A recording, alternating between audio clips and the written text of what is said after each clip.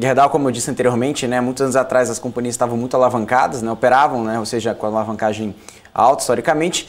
É isso que a gente está vendo ao contrário, né, as empresas desalavancando, como você disse, né, inclusive até na chamada da companhia, fazendo novas aquisições, fazendo parcerias, que isso agora possibilita, né, as companhias mais capitalizadas e, consequentemente, também aumentando, né, tanto a participação, ou seja, aumentando o volume de vendas. A gente está vendo aqui, a gente vai observar os números também da Gerdau, como a gente já conversou, já falou também das outras companhias, que a gente traz a principal proxy, a redução da alavancagem, ou seja, redução do endividamento, com aumento de receita, né, aumento de geração de caixa, e isso também, consequentemente mesmo, né, ou seja, com o preço, né, do minério, né, que caiu ali uma queda muito forte dos 30 dias para cá, isso também possibilita, né, ou seja, a companhia também comprar matéria-prima mais barata e ao mesmo tempo trazer, né, um produto acabado, né, com um preço ali cada vez mais acessível e, consequentemente, né, numa outra ponta, quando a gente fala de Gerdau, a gente fala ali principalmente de aço longo, né, que também é um aço ali que traz ali, né, ou seja, mais no dia a dia da indústria imobiliária e no mercado imobiliário como um todo, que também sofre, né, nos seus impactos, né, com esse repasse de preço, né, e que também traz uma outra ponta da inflação. Então esse é o contexto, né, a Gerdau ali está ali naquele meio, né, que tem um principal ponto ali ligado ao mercado imobiliário. Tá? Então o que a gente tem para falar um pouquinho da Gerdau, né, dos principais números no segundo trimestre? A maior parte do resultado está em Brasil, né, 58%, aqui a gente falando de EBITDA, são mais de 58,7%. A gente fala aqui de um EBITDA de mais de 3,6 bilhões de reais no segundo TRI. Na América do Norte corresponde a mais de 20%, um pouco mais de 1,3 bilhões. Tá? A gente está falando aqui também uma margem também que vem aumentando, né, desde o segundo trimestre do ano passado. América do Sul com mais de 11%, quase 12% de participação, e aços especiais com 8,8%, que colaborou ali com o resultado de 495 milhões de reais. Tá? Agora falando sobre fluxo de caixa livre, né, o que nós temos aqui, para a gente comentar um pouco, né? Segundo trimestre, um pouco mais de 1,2 bi, um pouco abaixo ali do quarto tri e do terceiro, mas muito acima do segundo trimestre. Realmente o ano passado foi muito ruim para as companhias, inclusive né, quando as próprias companhias, né, de siderurgia elas sofrem nessa dificuldade, inclusive de volume, né, de produção, elas conseguem, né, fazer uma redução de alavancagem operacional, ou seja, elas desligam, né, os alto-fornos e depois, quando elas vão, né, religar, né, esses alto-fornos demoram um tempo, ou seja, depois que essa alavancagem operacional acontece, aí sim ela consegue ganhar mais volume com menor custo e, consequentemente, maior volume de vendas. É isso que a gente chama de alavancagem operacional nas companhias, principalmente de siderurgia. Tá? Quando a gente fala de capital de giro, né, e ciclo financeiro, está rodando em torno de 60 dias, né, lembrando que no ano passado era em torno de 95 dias. A gente está falando de um capital de giro ali de 12,7 bilhões de reais, né, muito maior ali do que os meses anteriores. Tá? Liquidez e endividamento, eu sempre falava um pouco mais sobre a questão da alavancagem, né, que se tornou aí com uma marca não só da Gerdau, mas de toda a siderúrgica. A gente está falando de uma alavancagem de 2,78 vezes dívida líquida por EBITDA. A companhia desalavancou bastante, tá? Agora a gente está rodando aqui em torno de 0,65 vezes, tá?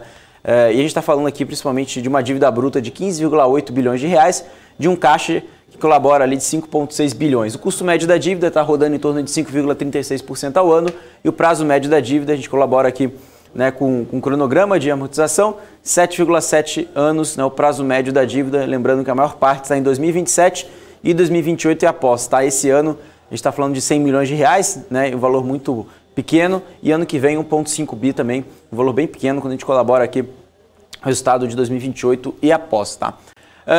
O retorno do investimento, né, a gente fala aqui do retorno do capital empregado, 22,5%, muito, né, ligado à redução de alavancagem, né, ou seja, financeira, ou seja, a companhia reduzindo sua dívida, aumentando geração de caixa e também, como eu falei, né, a relação de alavancagem operacional, ou seja, ela conseguindo, né, aumentar volume e repassar preço.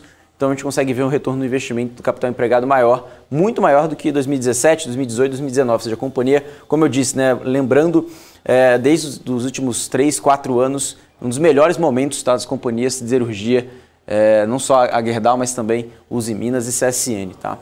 Quando a gente fala aqui em relação de lucro líquido, né, e dividendo, né, a gente colabora aqui com um lucro líquido ajustado, né, de 7,8 bi, dividendo 2,3 bilhões, ou seja, o tamanho, né, do retorno ao acionista, ou seja, a companhia também vem distribuindo dividendo e o dividend yield, né, da GGBR, né, a gente está falando aqui de 8,5%, ou seja, a gente está falando em 2017 0,7, 3,6, que foi o maior patamar ali, né, nos últimos 3 anos, mas agora 8,5% dividend yield, né, ou seja, a companhia entregando muito dividendo, ou seja, gerando muito caixa. O que ela vai fazer com esse caixa?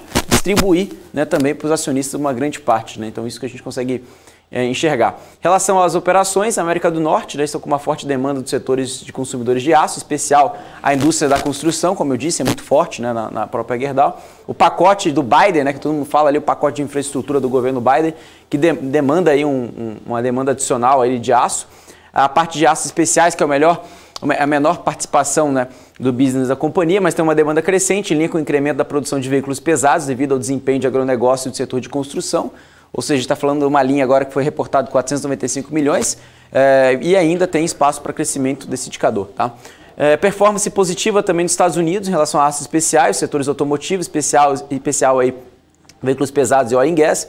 No Brasil, a atividade de construção civil segue forte com o aumento de lançamentos e vendas de imóveis. Acho que não tem nenhuma grande novidade para quem acompanha o BMC Business. A gente sempre fala, né, das empresas de construção civil que vem aumentando, né, lançamentos, tanto o volume, né, sobre oferta, o VSO também vem ficando muito elevado, olhando historicamente.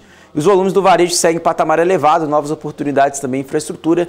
E na América do Sul a gente não pode esquecer da Argentina, que continua aí os bons níveis de atividade de construção civil. E no Peru tem um positivo desempenho do mercado com forte demanda do setor de construção civil. Tá? Então essas são as operações onde a Gerdau opera. Na parte de CAPEX, na parte de tecnologia, está falando aqui que a maior parte, né, manutenção geral, são 218 milhões de reais. Expansão e atualização tecnológica, 245 milhões, a maior parte. E a manutenção do ouro branco ali, 103 milhões de reais. Tá? Aqui no CAPEX estimado, a companhia espera um CAPEX em 2021 muito maior, né, do que 2019, ou seja, a gente está falando de um CAPEX de 3,4 bilhões de reais.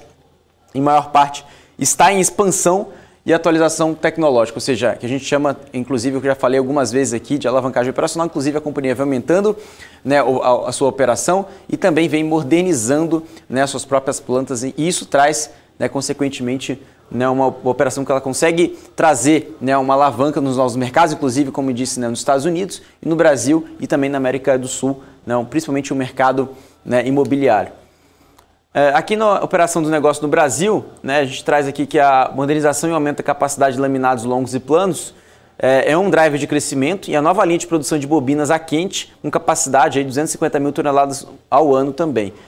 Também tem aí um novo laminador de perfis estruturais com capacidade de produção de 500 mil toneladas ano e maior oferta de produtos acompanhada de uma elevada aí demanda no Brasil. Né? Então, o que a gente traz aqui? Ou seja, novos produtos, a companhia vem tendo essa expansão tecnológica, agregando novos mixes de produtos, como eu disse, aços especiais na parte de oil and gas, na parte de agronegócio, veículos pesados e também no mercado imobiliário e também, ao mesmo tempo, esses dois novos produtos que vêm sendo adicionados aqui no mercado brasileiro. Tá?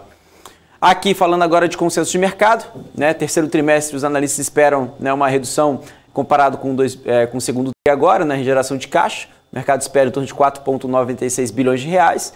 No quarto trimestre que desacelere mais um pouco, 4,16 bi. E no primeiro trimestre de 2022 também, né, a gente está falando um pouco mais de 3,62 bilhões de reais.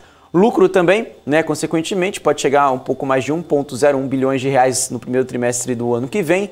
E já no terceiro trimestre o mercado já espera, né, o consenso do mercado, 3,22 bilhões de reais de lucro líquido no terceiro trimestre. Tá? E quando a gente fala aqui de preço-alvo dos analistas, né, nós temos aqui Bradesco tendo aqui uma compra a R$ 46, Santander a 41, JP Morgan a 45,50, Itaú BBA também está falando de R$ 40, Banco Inter a R$ 36, Morgan Stanley também a R$ 40. São mais de 14 analistas recomendando compra, Débora, e são 5 analistas recomendando neutro para as ações da Gerdau.